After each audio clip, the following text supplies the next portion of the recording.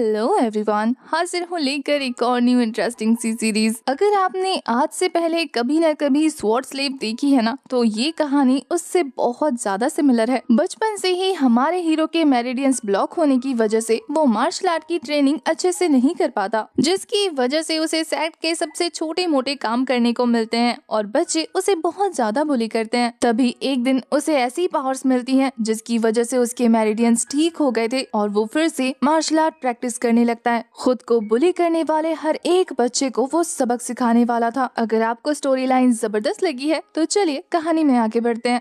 ये इस सीरीज का सेकंड पार्ट है, लेकिन अगर अभी तक आपने इसके फर्स्ट पार्ट को नहीं देखा तो मैं सजेस्ट करूंगी कि पहले आप उसे एंजॉय करके आइए। यकीनन आपको उसकी एक्सप्लेनेशन जरूर पसंद आएगी। इस पार्ट की स्टार्टिंग में हमें यान काई को दिखाते हैं, जिसकी आंख झटके से उसके बिस्तर पर खुलती है। खुद को बिस्तर पर सही सलामत देखने के बाद उसे यकीन नहीं हो रहा था। वो सोचता है कि उसके साथ जो कुछ भी हुआ क्या वो सपना था, लेकिन फिर उस स्कल मॉन्स्टर की झलकियों के साथ उसे अपने बिस्तर पर रखा हुआ वो स्टोन भी गायब मिलता है, जिससे उसे समझ आ जाता है कि उसके साथ जो कुछ भी हुआ वो उसकी रियलिटी थी। इसका मतलब ये है कि उसने सच में उस स्कल मॉन्स्टर को एब्जॉर्व कर लिया, जिसकी वजह से उसकी बॉडी भी हील हो गई है। यांग काई को ऐसा महसूस हो रहा था जैसे कि उसकी कल्टीवेशन पहले से भी ज्यादा बढ़ गई हो। इसे चेक करने के लिए वो 2-4 मार्शल आर्ट के मूव ट्राई करता है, पर फिर अचानक से हुई हैवी बॉडी को फील करके वो नीचे गिर गया था। उसे यकीन नहीं होता उसकी बॉडी के साथ ये सारे कैसे चेंजेस हो रहे हैं, जिसका पता लगाने के लिए वो फिर से उसी सीक्रेट बुक को ढूंढना चाहता था। लेकिन उसके ऐसा सोचते ही वो बुक उसके हाथ में आ जाती है। वो ये देखकर हैरान था कि ये बुक तो उसके थॉट्स के हिसाब से चलती है। अब तक यांग पूरी तरह से श्योर हो जाता है कि ये बुक असल में एक सीक्रेट ट्रेजर है, जिसे सोल स्टोन के नाम से जाना जाता है। उसके सेक्ट में ये सीक्रेट ट्रेजर बहुत ज्यादा फेमस था, लेकिन किसी को भी नहीं पता था कि ये कहाँ पर मौजूद है। ऐसा कहा जाता है कि इस सीक्रेट ट्रेजर में बहुत ज्यादा स्पेस है, आप इसमें कुछ भी छुपा सकते हैं। वो कहता है कि कहीं ये बुक सोल स्टोन से तो नहीं बनी, इसीलिए आज तक किसी को ये ढूंढ कर नहीं मिली होगी। वो फटाफट से अपने रूम के दरवाजे बंद करते हुए कह रहा था कि अगर किसी को भी पता लग गया कि ये सीक्रेट ट्रेजर मेरे पास है तो वो लोग इसे मुझसे छीन कर ले जाएंगे। वो कहता है कि अगर इस ट्रेजर ने मुझे चुना है तो फिर मुझे इसकी सारी हिडन पावर्स को चेक करना होगा, इससे पहले कि किसी और को इसके बारे में पता चले। यांग काई बेशक से कमजोर था, लेकिन वो बहुत ज्यादा चालाक है, इसलिए वो फटाफट से उस बुक को ओपन करके उसके सीक्रेट मेथड्स देखने लगता है। उसके सामने 7 स्टोन स्लैब्स आ चुके थे, जिस पे लिखे हुए मेथड्स को पढ़ने के बाद वो जान गया था कि उसने फर्स्ट वाले मेथड को तो पहले ही ट्राई कर लिया, जिसकी वजह से उसे गोल्डन असुरा बॉडी मिल गई है, जो कि उस स्कैल्प को एब्जॉर्ब करने के बाद मिली थी। ये जानकर वो उन स्लैब्स को वापस रख लेता है, जिसके बाद उसके सामने एक और पेज ओपन हो गया था। उस पेज पर एक मार्शल आर्ट मेथड लिखा हुआ था, जिस मेथड को पढ़ के वो कहता है कि इसे प्रैक्टिस करने के बाद मेरी कल्टीवेशन इम्प्रूव होगी। इस नोट के अकॉर्डिंग यांग काई को एक एक करके इन स्लैब्स को कंप्लीट करना होगा, जिसके बाद ही उसे न्यू टेक्निक्स मिलेंगी और वो अपने मार्शल आर्ट को और ज्यादा अच्छे से इनहेंस कर सकेगा। फिलहाल तो उस नोट को पढ़ने के बाद यांग काई बताता है कि इसमें लिखा हुआ मेथड तो वही है जो अभी हाल फिलहाल में मैं प्रैक्टिस कर रहा हूँ, पर इस टेक्निक को यूज करने के रूल्स काफी ज्यादा अजीब थे। वो ये थे कि सूरज उगने के आधे घंटे तक उसे ये हर दिन प्रैक्टिस करते रहना होगा, तब कहीं जाकर वो इस मेथड को प्रैक्टिस करने का असली रिजल्ट हासिल कर पाएगा। इन रूल्स को पढ़ने के बाद वो कहता है कि ये तो बहुत ज्यादा सख्त है। अब तक सुबह हो चुकी थी, सूरज निकल आता है। वो समझ जाता है कि अब उसे प्रैक्टिस स्टार्ट करनी होगी और फिर वो जमकर अपनी प्रैक्टिस को शुरू कर चुका था। थोड़ी देर तक प्रैक्टिस करने के बाद जब वो अपनी स्पिरिचुअल पावर को चेक करता है, वो थोड़ी सी इंक्रीज हो गई थी और फिर जैसे ही वो अपने अटैक्स थ्रो करता है, उसे काफी बेहतर रिजल्ट देखने को मिलते हैं। उसके अटैक्स बहुत ज्यादा नहीं, लेकिन काफी हद तक इम्प्रूव हो जाते हैं, जिससे वो काफी ज्यादा खुश हो गया था। अचानक से यांग काई को ऐसा महसूस होता है जैसे कि कोई उस पर नजर रख रहा है। अभी के लिए वो श्योर नहीं था, लेकिन वो जानता है कि अगर किसी ने भी उसकी बॉडी में मौजूद ये सडन चेंजेस देख लिए तो उसे पता लग जाएगा कि हमारे यांग काई के पास सीक्रेट ट्रेजर है, इसलिए उसे अब पहले से भी ज्यादा अलर्ट होना होगा। तभी जोर से सेक्ट की घंटी बजती है, जिससे यांग काई को पता लग जाता है कि अब उसे जाकर सफाई करना होगा, जिसके लिए वो ऑलरेडी लेट हो चुका है। वो तो फटाफट वहाँ से निकलने की तैयारी करने लगा था कि तभी हमें उसके पीछे से एक पर्सन के पाँव दिखाए जाते हैं। इसका मतलब कि ये है कि किसी को सच में उसके ऊपर शक हो गया है। इसके बाद तो यांग काई आराम से अपनी सफाई में लगा हुआ था। दूर से वही लड़की पेड़ के ऊपर से उसे देखते हुए कह रही थी कि कल तो ये बहुत बुरी तरीके से इंजर्ड था ना, फिर ये आज इतना ज्यादा सही और अच्छे से काम कैसे कर पा रहा है। पर फिर भी उसे ये देखकर अच्छा लगता है कि चलो अब वो वापस अपने काम पे तो आ गया। तभी अचानक से एक बंदा अपनी गाड़ी के साथ बैलेंस बिगाड़कर तेजी से नीचे की तरफ आने लगा था। ये देखने के बाद तो वो लड़की और यांग काई दोनों ही काफी बुरी तरीके से डर जाते हैं, क्योंकि यांग काई उस गाड़ी के रास्ते में जो था थोड़ा सा भी इधर उधर हो जाता तो उसकी टक्कर लग जाती। पर उस ठेला गाड़ी के टक्कर लगने से पहले ही यांग काई अपनी पावर की हेल्प से उसे ब्लॉक कर लेता है, जिससे उस बंदे की गाड़ी पलट जाती है, लेकिन किसी को कोई चोट नहीं आती। ये देखने के बाद यांग काई रिलैक्स हो जाता है। जिसके साथ हमारे यांग की टक्कर हुई थी वो तो डर जाता है कि पता नहीं उसने यांग को ठोक तो नहीं दिया, क्योंकि सबके हिसाब से तो यांग बहुत ज्यादा कमजोर है ना। वो अच्छे से उसे चेक करने लगता है कि कहीं उसकी टक्कर से यांग की हड्डी बड्डी ना टूट गई हो। वहीं यांग को सही सलामत देखने के बाद तो ये लड़की भी सोच रही थी कि इतनी बड़ी गाड़ी से टक्कर होने के बावजूद भी यांग को जरा सी खरोच क्यों नहीं आई। ये तो बहुत ज्यादा अजीब है ना, क्योंकि वो बहुत ज्यादा वीक था। वो तो ये सोचकर और ज्यादा हैरान हो जाती है कि यांग काई, जिसने पिछले 3 सालों में ब्रेक थ्रू नहीं किया, क्या उसने एक रात में ब्रेक थ्रू कर लिया। इधर उस मोटू मैन को शक न हो इसलिए यांग उसके सामने बिहेव करने लगता है जैसे कि उसे बहुत ज्यादा जोर से चोट लग गई है। वो बंदा अपना सामान उठाते हुए कह रहा था कि अब मैं लेट हो जाऊंगा, मिस्टर मैंग मुझे बहुत ज्यादा डांटेंगे। मिस्टर मैंग का नाम सुनने के बाद यांग भी बहुत ज्यादा हैरान होते हुए कह रहा था, क्या ये वही मिस्टर मैंग है जो कंट्रीब्यूशन हॉल में बैठते हैं। वो बंदा तो यांग से चिढ़ते हुए कहता है कि उसके अलावा हमारे इस स्कूल में और कोई बुढ़ा मैंग नाम का है क्या। वैसे भी ये साल का आखिरी वक्त है जब उन्हें स्टूडेंट्स को कंट्रीब्यूशन देना होगा, इसीलिए वो बहुत ज्यादा बिजी हैं। अगर उसे पता चला कि मैं लेट हूँ तो फिर मेरी खैर नहीं। ये बोलने के बाद वो तो वहाँ से निकल गया था। उसके जाने के बाद यांग भी सोचने लगता है कि उसे हॉल जाकर अपना कंट्रीब्यूशन लेना होगा। इसके बाद हमें कंट्रीब्यूशन हॉल का सीन दिखाया जाता है। ये मिस्टर मैंग तो एक नंबर के ठर की किस्म के इंसान थे, जो लड़कियों से बहुत ज्यादा पोलाइट बिहेव करते हुए उन्हें उनका कंट्रीब्यूशन देकर कहते हैं कि तुम लोग काफी ज्यादा खूबसूरत हो, यहाँ आती रहना। और फिर वो जाते हुए लाल टपका कर उनकी चाल नोटिस कर रहा था।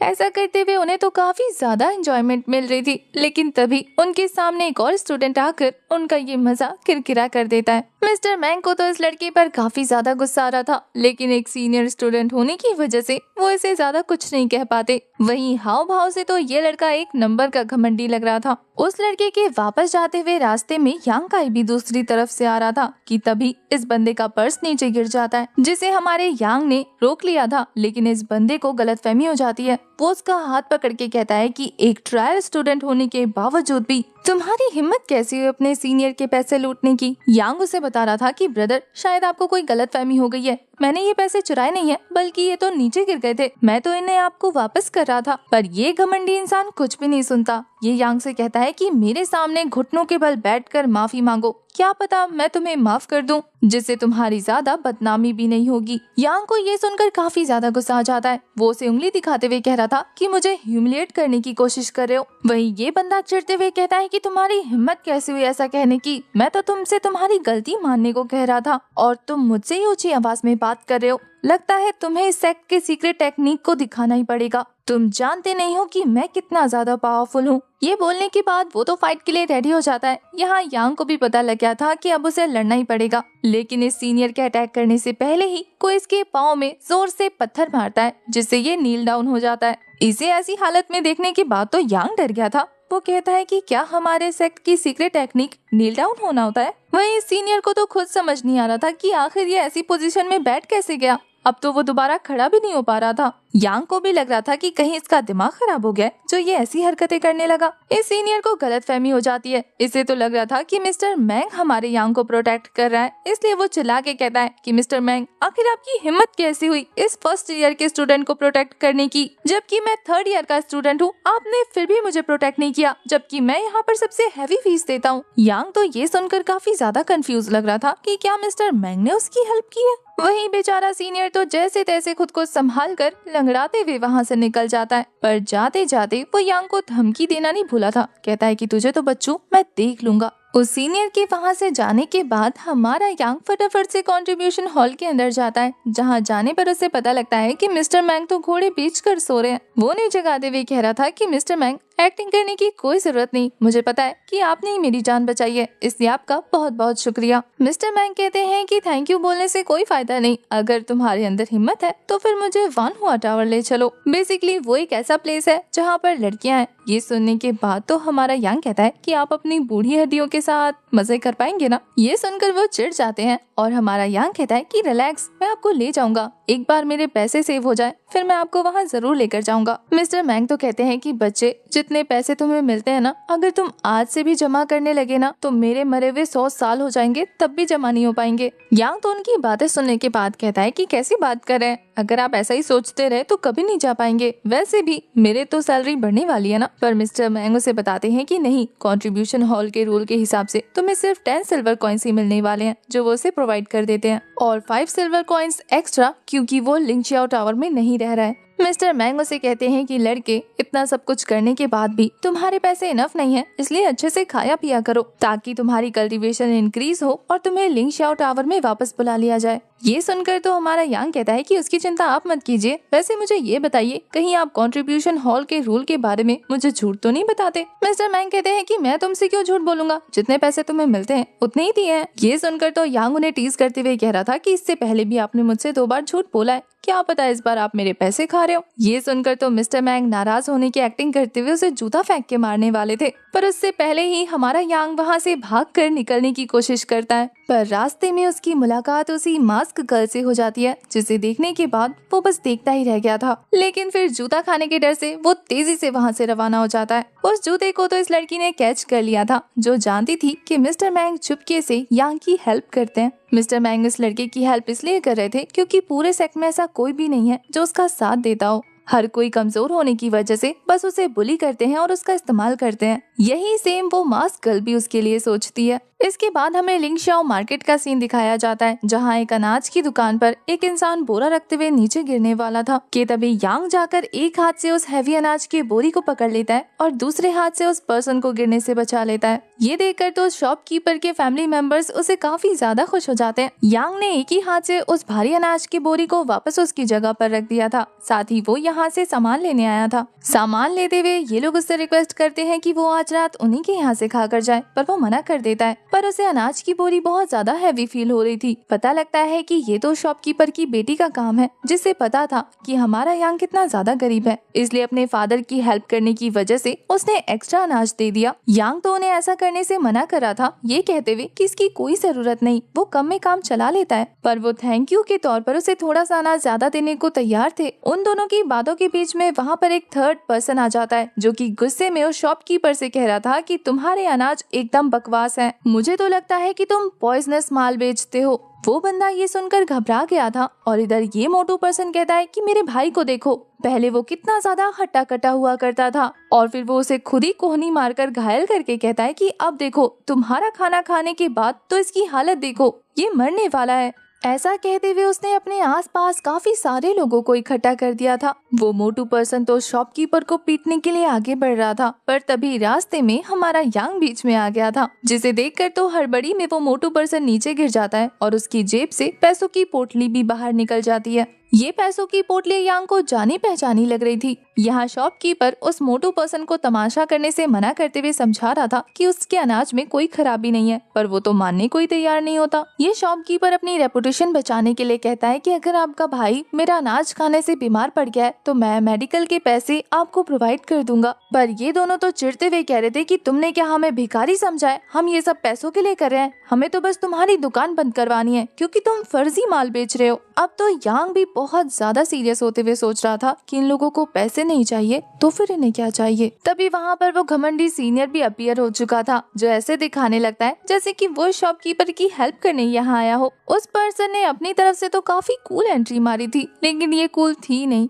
वहीं वो 2 नमूने इसे देखकर डरने की एक्टिंग करने लगते हैं। इस सीनियर को देखने के बाद यांग को भी याद आ जाता है कि आखिर उसने वो पोटली कहाँ देखी थी। वो समझ आता है कि इन चमचों को पैसे देने वाला और कोई नहीं बल्कि यही सीनियर है। हमें पता लगता है कि ये सीनियर इस शॉपकीपर की बेटी को पसंद करता है, जो कि उसे देखकर छुप रही थी। फिलहाल वो यहाँ हीरो बन के इन दोनों चमचों को डराने की कोशिश कर रहा था, जिसे देखने के बाद यांग कहता है कि पहले चेक कर लेते हैं कि आखिर इस मैटर में इसका कितना लेना देना है, उसके बाद इससे हिसाब चुकता करेंगे। ये बोलकर वो तो उसकी नौटंकी को गौर से ऑब्जर्व करने लग जाता है और इसी के साथ हमारा ये वाला पार्ट भी हो जाता है खत्म। आपको इस सीरीज की एक्सप्लेनेशन कैसी लगी कमेंट करके जरूर बताना। तब तक के लिए बाय बाय, टाटा।